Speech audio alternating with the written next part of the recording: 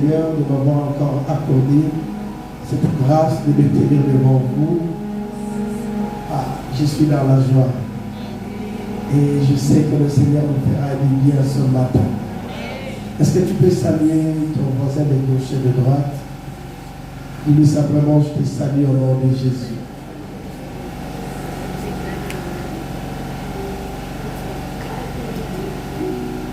Alléluia. Tu le salues avec sourire. Est-ce que nous pouvons tenir debout et que encore nos têtes devant la présence de Dieu? Éternel, nous voici devant ta présence ce matin. Par ta grâce, Seigneur, tu nous as permis de pouvoir parler à ce peuple qui t'appartient. Et je sais que ce matin, à travers cette parole, Seigneur, nous allons encore nous attacher, Seigneur Dieu de gloire, dans ta voie. Marcher, Seigneur, mon Dieu, dignement, Père, afin de satisfaire ton cœur. Aide-nous, ô Dieu, à pouvoir écouter ces messages. Non pas simplement avec nos oreilles, mais aussi avec nos cœurs.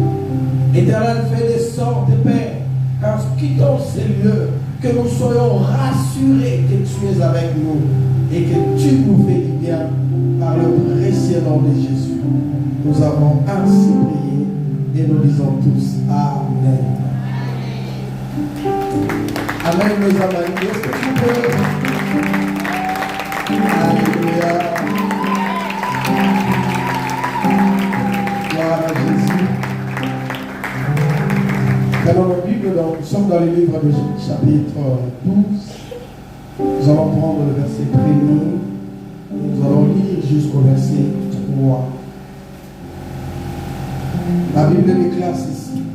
L'Éternel dit à Abraham, va-t'en de ton pays et de ta patrie et de la maison de ton père dans le pays que je t'ai donné, je te montrerai. Je ferai de toi une grande nation et je te bénirai. Je rendrai ton nom grand et tu seras une source de bénédiction.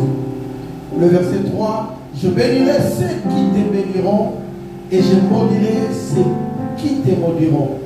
Et toutes les familles de la terre seront bénies en toi. Parole de l'Éternel. Amen. Tu peux acclamer le Seigneur. Tu peux prendre place. Je prends ici Jean chapitre 4. Jean chapitre 4. Nous allons commencer le verset 8 et nous allons lire jusqu'au verset 11. Une femme de Samarie vint puiser de l'eau. Jésus lui dit, donne-moi à boire. Car ses disciples étaient allés à la ville pour acheter des vivres. La femme samaritaine lui dit, comment toi qui es juif me demandes-tu à boire, à moi qui suis une femme samaritaine? Les Juifs, en effet, n'ont pas de relation avec le Samaritain. Jésus lui répondit, si tu connaissais les dons de Dieu et qui est celui qui te dit donne-moi à boire, tu lui aurais toi-même demandé à boire et il t'aurait donné de l'eau vive. Dis à ton cousin de l'eau vive. Le verset 11 nous dit, Seigneur, lui dit la femme, tu n'as rien pour puiser et le puits est profond. D'où aurais-tu donc cette eau vive? Le verset 12. Es-tu plus grand que notre père Jacob, qui nous a donné ce puits et qui en a bu lui-même, ainsi que ses fils et ses troupeaux? Le verset 13e, Jésus lui répondit, quiconque boit de cette eau aura encore soif. Le verset 14e, mais celui qui boira de l'eau que je lui donnerai n'aura jamais soif, et de l'eau que je lui donnerai deviendra en lui une source d'eau qui jaillira jusque dans la vie éternelle. Acclamons la parole du Seigneur. Je bénis le Seigneur de nous avoir fait grâce ce matin de nous retrouver. Ça fait tellement beaucoup de dimanches que je suis absent, même pendant la semaine. Mais il a plu à Dieu que je puisse être là ce matin avant que je puisse continuer ailleurs. Alléluia. Alléluia. Est-ce que tu es dans la joie? Est-ce que nous pouvons encore acclamer le Seigneur?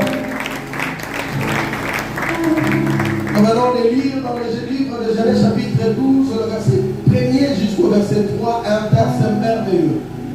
Les livres de Genèse, c'est les livres, parmi les 5 livres qu'a écrit Moïse. On dit que les 5 livres constituent le Pentateuque. C'est les 5 livres que Dieu a donnés pour permettre aux enfants d'Israël de comprendre non pas simplement leur histoire, mais aussi quelle est la valeur de ces dieux qui les a choisis. Mais au verset 12, c'est l'histoire d'un homme qu'on appelle Abraham. Cet homme qui était issu du comté de la Mésopotamie, dans la ville de Ur. Un jour, le Seigneur lui a dit, quitte, va-t'en de ton pays, de ta patrie, de la maison de ton père, et dirige-toi dans un lieu inconnu que moi, je te montrerai. Et ce que j'aime avec Dieu, Dieu ne te dira pas quelque chose sans pour autant te promettre aussi quelque chose. Alléluia. C'est lui qui a demandé à Abraham de quitter. C'est le même Dieu qui l'a dit, je te bénirai. Mais l'Éternel Dieu ne s'est pas simplement arrêté à dire à Abraham, je te bénirai, mais il lui a encore dit, je bénirai ta postérité et je ferai de toi une source de bénédiction. Ce matin, Dieu a déposé une pensée dans mon cœur que j'aimerais que nous puissions partager. Donc notre terme de ce matin, c'est source de bénédiction. Source de bénédiction. Alléluia. Donne-moi un amen bien.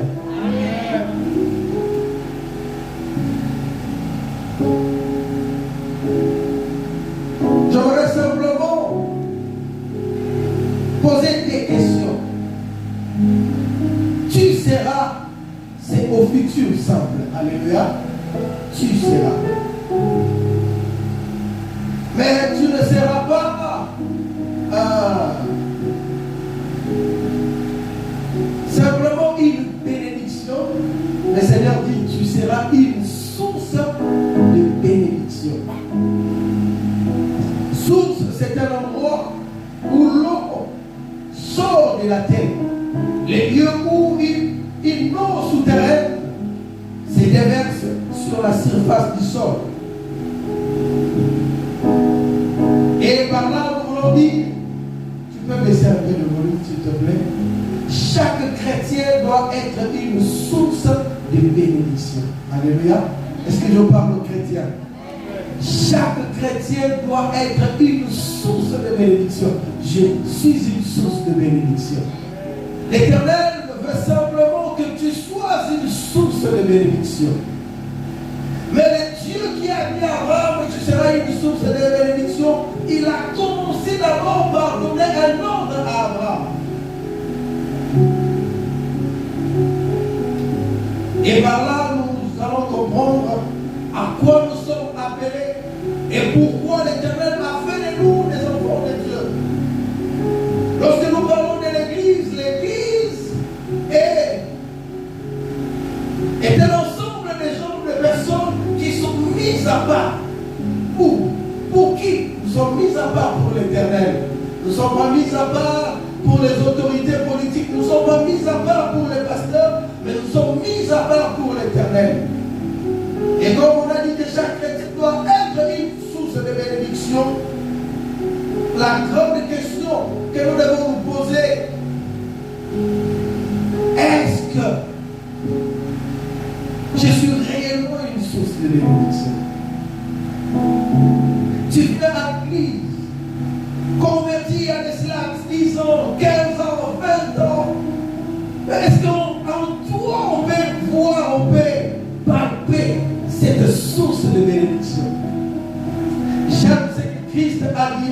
pas. Alléluia. Tu connaissais la personne qui te demande de l'eau. C'est toi qui lui aurais demandé et il t'aurait donné de l'eau vive. Alléluia. Est-ce que tu peux acclamer le Seigneur?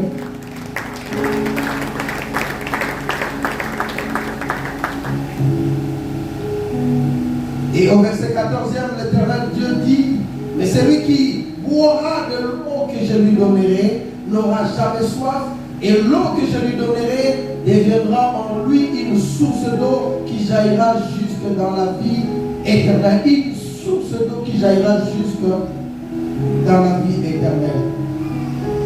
Et ce matin, j'aimerais simplement que tu saches, Jésus-Christ est la grande bénédiction que Dieu a donnée au monde.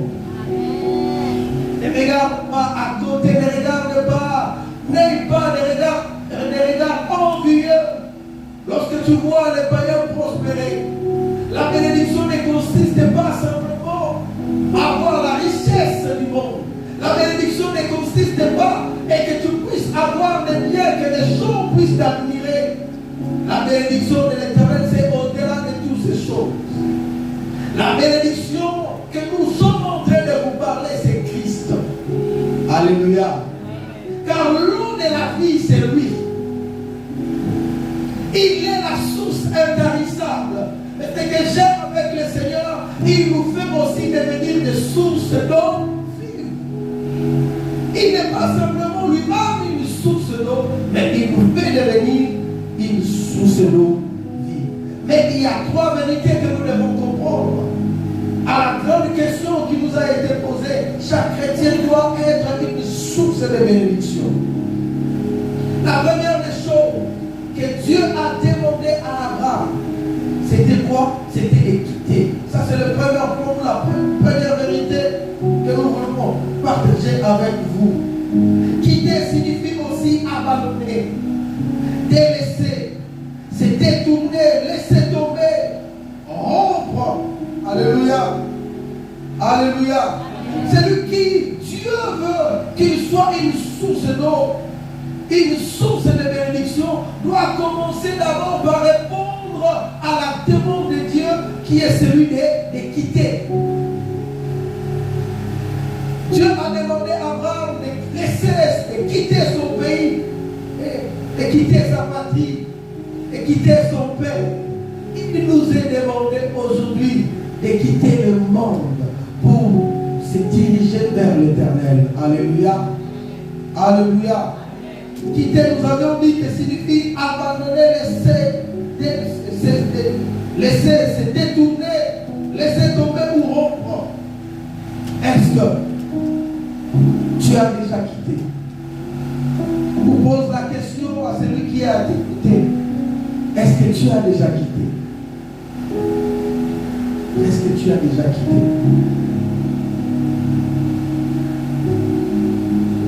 Celui qui quitte ne doit pas quitter simplement physiquement, il doit aussi quitter spirituellement.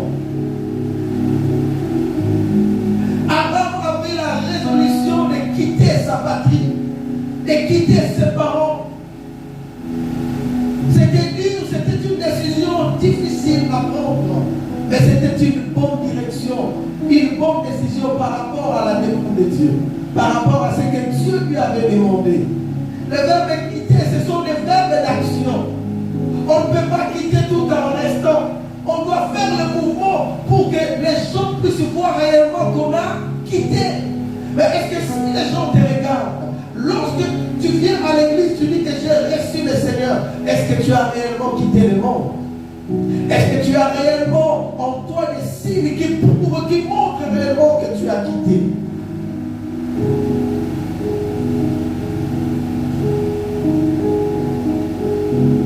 Alléluia. Dans le livre des 2 Corinthiens, chapitre 5,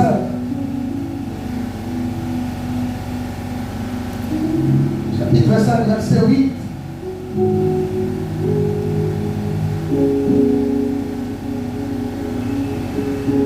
Je te dis, nous sommes pleins de confiance Et nous aimons mieux quitter ces corps et demeurer auprès du Seigneur.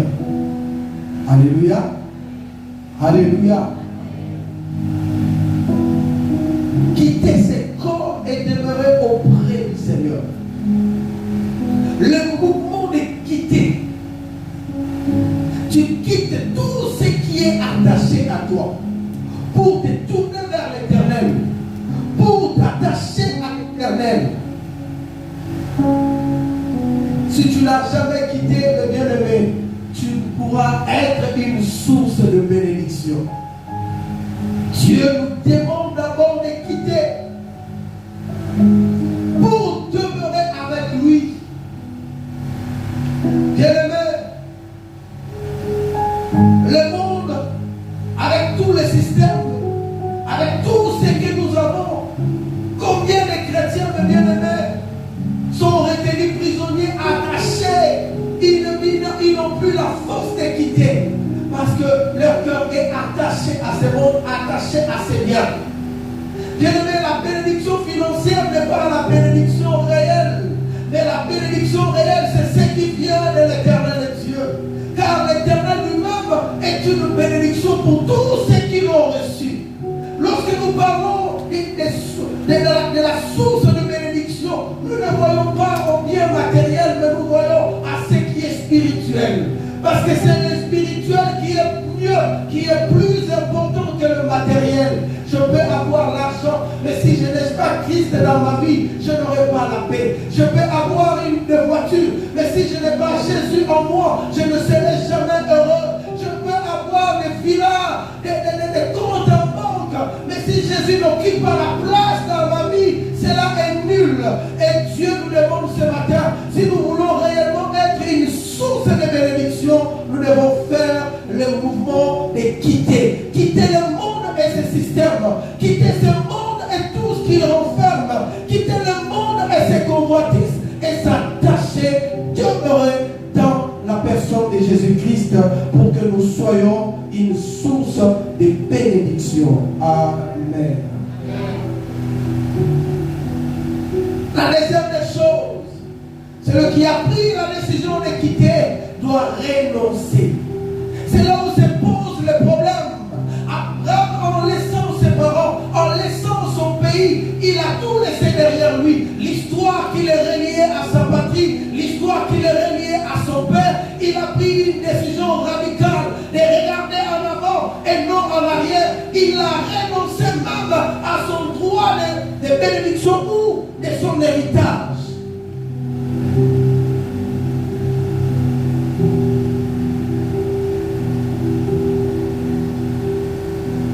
Est-ce que tu as renoncé? Est-ce que tu as renoncé au péché? Est-ce que tu as renoncé à tout ce qui faisait ton plaisir? Est-ce que tu as renoncé à la masturbation? Est-ce que tu as renoncé à l'impudicité? Est-ce que tu as renoncé à toutes ces choses qui t'empêchent à être une source de bénédiction? Raison pour laquelle Christ dira, ce n'est pas tous ceux qui disent Seigneur, Seigneur qui hériteront mon royaume. Tu as quitté Seigneur, mais tu dois renoncer.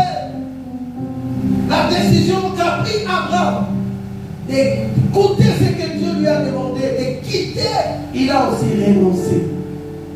Alléluia. Alléluia.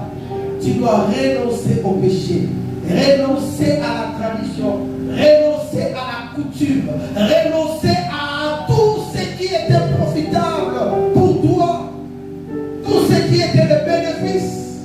Tu dois renoncer à cela.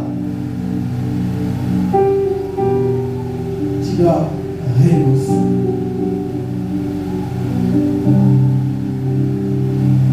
Renoncer. Renoncer. Renoncer. Alléluia. Celui qui a quitté doit renoncer. Parce que là, lorsque tu fais le mouvement de quitter, c'est Dieu qui devient ton Père. C'est Dieu qui te prend en charge. C'est Dieu qui est tout pour toi. Alléluia. C'est fini l'histoire de tes parents. C'est par eux que l'Éternel a fait des sortes que tu puisses venir au monde. Mais lorsque tu quittes, tu dois aussi renoncer. Alléluia. Oh, papa, la mission a un peu mêlé. Non, Abraham, lorsque tu quittes, tu dois renoncer à toutes ces bénédictions. La richesse de ce monde ne te rendra jamais heureux. Mais la bénédiction que l'Éternel te réserve te donnera le bonheur, mais aussi t'amènera à un point élevé où tout le monde verra réellement qui tu es. J'aimerais dire à quelqu'un, il est temps de quitter, il est temps aussi de renoncer. Il est temps d'abandonner. D'abandonner non simplement le péché, mais d'abandonner tout ce qui te lie. Il y a Olozala qui lobby. Tu es devenu enfant de Dieu, mais tu continues à voir ces jeunes hommes qui faisaient de toi ce que tu es. Tu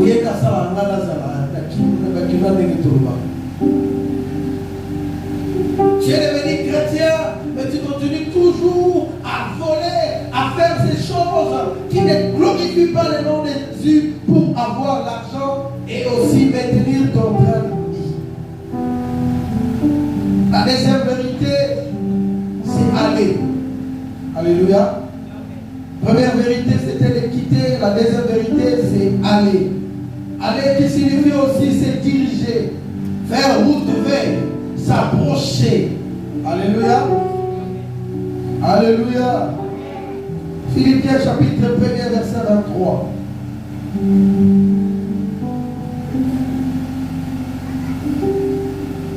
Philippiens chapitre 1er, le verset 23 nous dit: je suis pressé des deux côtés. J'ai le désir de m'en aller et d'être avec Jésus, avec Christ. C'est qui de beaucoup est le meilleur. C'est qui de beaucoup est le meilleur. Je suis pressé des deux côtés. J'ai le désir de m'en aller, d'être avec Christ. C'est qui de beaucoup est le meilleur. Aller, c'est aussi un verbe d'action. Lorsque quelqu'un dit je veux, il ne peut pas rester à le même endroit où il était. Il va faire le mouvement. Alléluia. Et ce matin, l'Éternel Dieu nous dit, pour que nous soyons des sources de bénédiction, nous devons faire le mouvement. Nous devons aller. Et lorsque nous parlons d'aller, nous n'allons pas n'importe comment. Mais le Seigneur Dieu dit, je suis le chemin, la vérité et la vie. Lorsque tu prends la décision d'éternaler, tu n'iras pas n'importe où, mais tu suivras le chemin qui est Jésus. Et oh, je prie ce matin que tu sois une source de bénédiction, mais tu dois prendre la décision d'aller. Il y a une seule direction qui nous emmène à la bénédiction, c'est la direction de Jésus. Il est le seul et l'unique. Il n'y en a pas deux, mes bien-aimés. J'ai encore rigolé lorsque je vis sur les réseaux sociaux quelqu'un qui priait, demanda à Dieu de lui bénir, de lui donner une voiture. Et Dieu s'est arrangé, je ne sais pas si les gens ont vu cela. Dieu a ordonné aux anges de lui donner une voiture. Et pendant que la voiture descendait, la personne a scellé à Kebanganga, à Keboluka, à soi, bénédiction, à son babitou. Oh,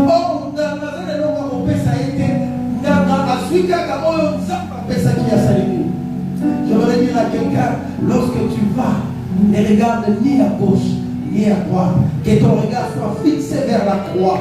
C'est ce que David dit. Alléluia. Je lève mes yeux vers le montagne d'où me viendra les secours. Les secours ne viennent ni de l'Orient ni de l'Occident, parce que le vrai secours c'est l'Éternel Dieu. La vraie bénédiction c'est Dieu.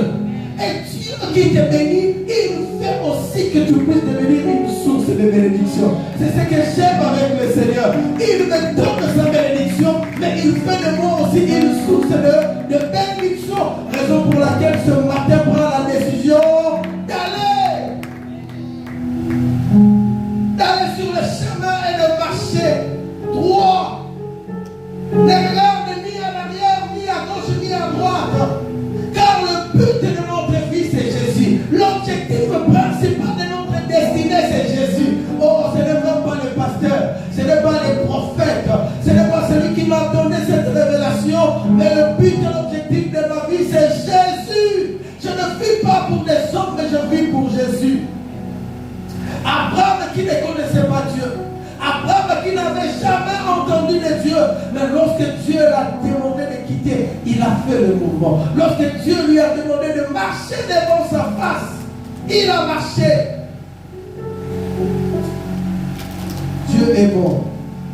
Ah, je disais que Dieu est bon. Quelqu'un n'a pas bien dit amen. Est-ce que tu peux encore ajouter Dieu est bon?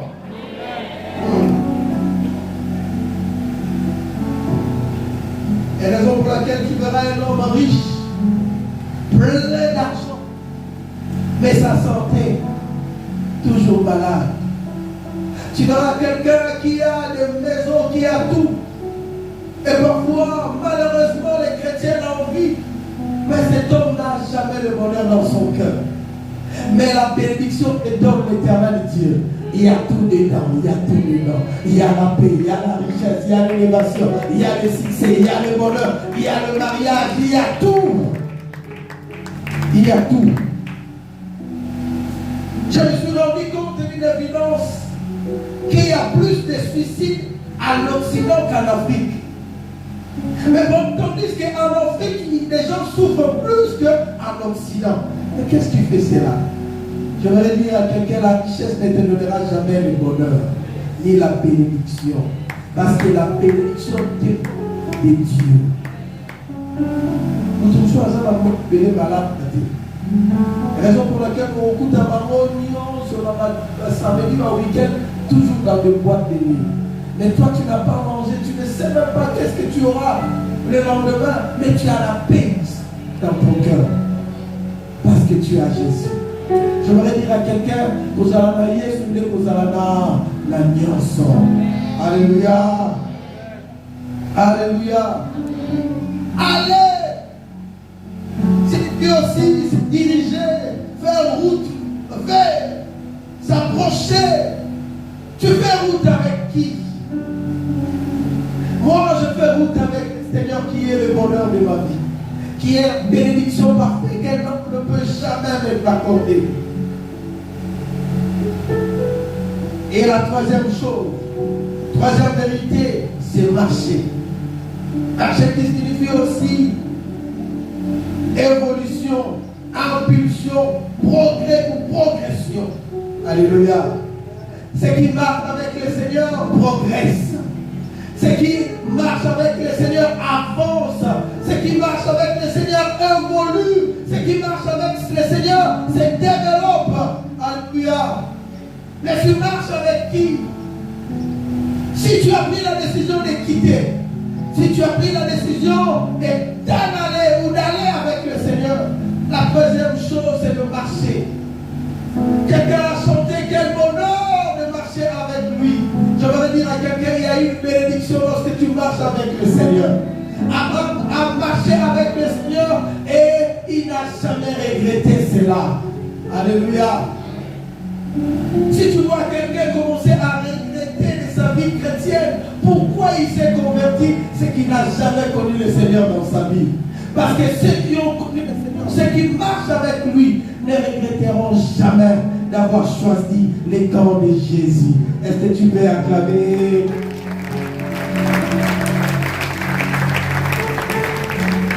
Alléluia. Dans le livre d'Éphésiens chapitre 4, le verset 1er. Éphésiens chapitre 4, le verset 1er. La Bible nous dit, je vous exhorte donc, moi les prisonniers dans le Seigneur, à marcher d'une manière digne de la vocation qui vous a été adressée. À marcher d'une manière digne de la vocation qui vous a été adressé. J'aimerais dire à quelqu'un, il y a une vocation qui t'a été adressée. Et tu dois marcher dignement, parce que le Seigneur Dieu est ta bénédiction et fera de toi une source de bénédiction. Mais le premier point, dans cette troisième vérité, quelle est la manière dont le Seigneur nous demande de marcher avec lui? D'une manière digne. Es-tu digne de porter le nom de Jésus? Es-tu digne d'être appelé enfant de Dieu? Es-tu digne d'avoir la vie éternelle?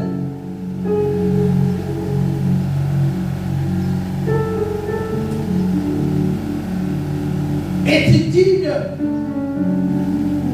de venir chaque dimanche adorer le Seigneur?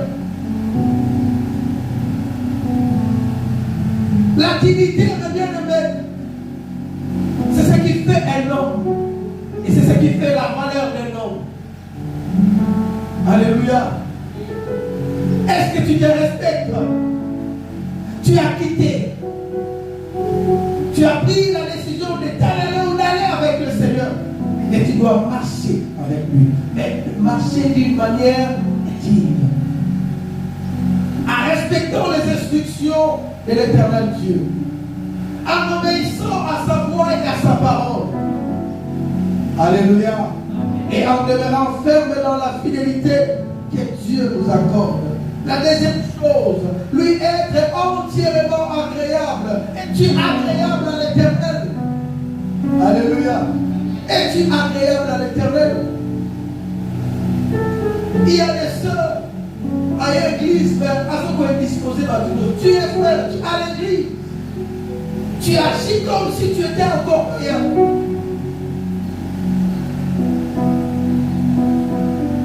Lui être entièrement agréable. Lui être entièrement agréable. Pas agréable à tes frères et sœurs, mais agréable à l'Éternel. Agréable à qui? À l'Éternel. Troisième chose, portons le fruit. La bénédiction de Dieu se manifeste par le fruit de l'Esprit en nous. Alléluia. Ce n'est pas la richesse financière. Ce n'est pas des voitures ou des maisons.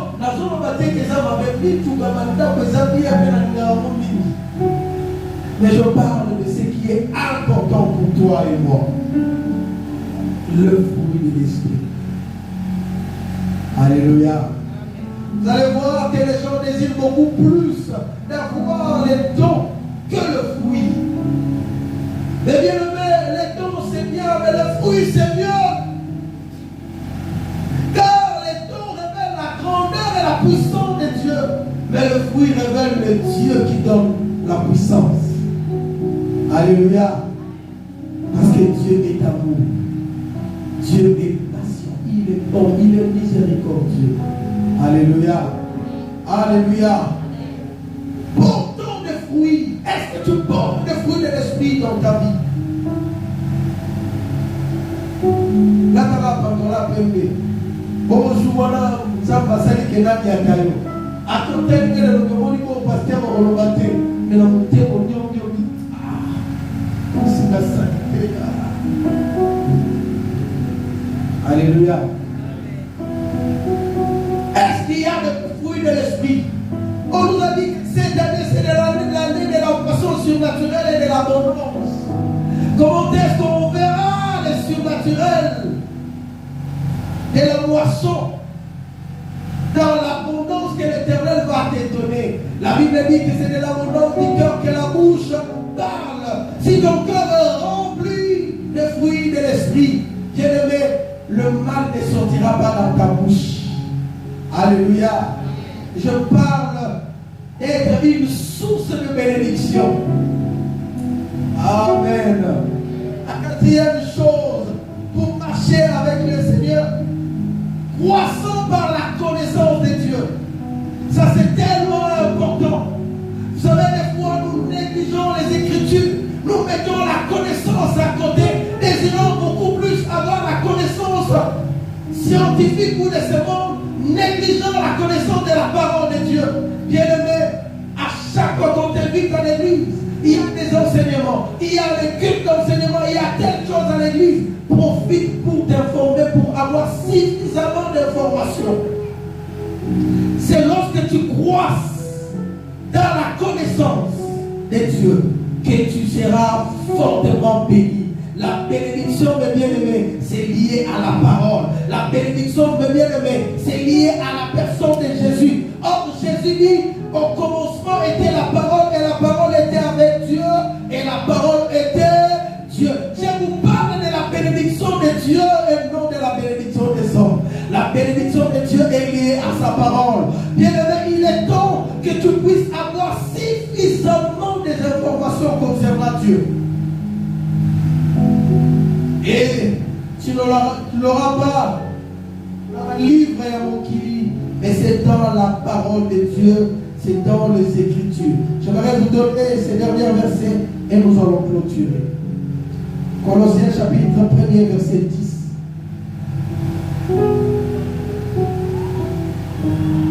Colossiens chapitre 1er, verset 10.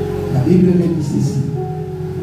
Pour marcher d'une manière digne du Seigneur et lui être entièrement agréable, portant le fruit en toutes sortes de bonnes œuvres et croissant par la connaissance de Dieu. Bien-aimé, ce verset est très important pour toi, pour nous, enfants de Dieu, et nous devons le mettre toujours dans nos cœurs pour vivre l'accomplissement de la volonté de Dieu dans nos vies. Alléluia. Alléluia. Alléluia, Église. Oh, pourquoi ça va bien la vie? Le verset 14 du chapitre 4 du livre des Gens nous dit: et celui qui boira de l'eau que je lui donnerai n'aura jamais soif. Et l'eau que je lui donnerai deviendra en lui une source d'eau qui jaillira jusqu'à la vie éternelle. J'aimerais te le rassurer, la bénédiction de Dieu, la source de bénédiction que Dieu fera de toi, restera tout au long de ton existence jusqu'à l'éternité. Raison pour laquelle je préfère la bénédiction de Dieu que la bénédiction des hommes. La bénédiction des hommes s'arrêtera un jour. La bénédiction des hommes peut périr, mais la bénédiction de Dieu ne périra jamais. Et lorsque Dieu fait de toi une source de bénédiction, tu vivras l'accomplissement de sa parole et tu iras de gloire en gloire. Et la parole de Dieu se manifestera en toi. Je désire cela dans ma vie, Seigneur. Je veux être une source de bénédiction. Je prie que ce matin, tu deviennes une source de bénédiction et que cette année, que les gens puissent venir boire à ta source parce que tu es une source de bénédiction de l'Éternel. Que les choses changent. Bien-aimé, lorsque Dieu décide de venir revenir dans ta vie, la malédiction de ta famille s'arrête. Je prie Dieu ce matin que tu puisses quitter, que tu puisses t'en aller avec le Seigneur et de marcher dans les principes que l'Éternel a placés devant toi pour que tu deviennes une source de bénédiction. Il est temps, mes bien-aimés, que les gens arrêtent de se moquer de toi. Il est temps que les gens arrêtent de te tutoyer et de te voir comme un bon arrière. Il est temps, mes bien-aimés, même si tu n'as pas l'argent, mais qu'ils voient en toi quelque chose qu'ils n'ont jamais eu de leur vie et qu'ils viennent te chercher à cause de cela. Alléluia. Est-ce que quelqu'un peut dire: je suis une source de bénédiction? Une source ne risque pas, malgré le degré de la chaleur qui puisse exister dans le désert. Il y a des oasis qui tiennent des milliers d'années. Malgré que je suis dans ce monde, un monde chaotique et désertique, mais à cause du nom de Jésus que je porte en moi, à cause du nom de Jésus qui vit en moi, je suis une source de bénédiction. Lorsque les gens auront soif, ils viendront boire. Alléluia. Je m'arrête par là aujourd'hui et nous allons continuer le dimanche prochain. Est-ce que tu peux acclamer le Seigneur?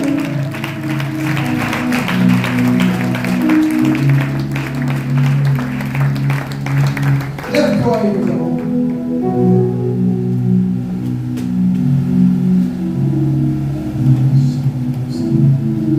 J'aimerais simplement que tu inclines ta tête. Nous appelons Papa Mata à nous conduire dans la prière.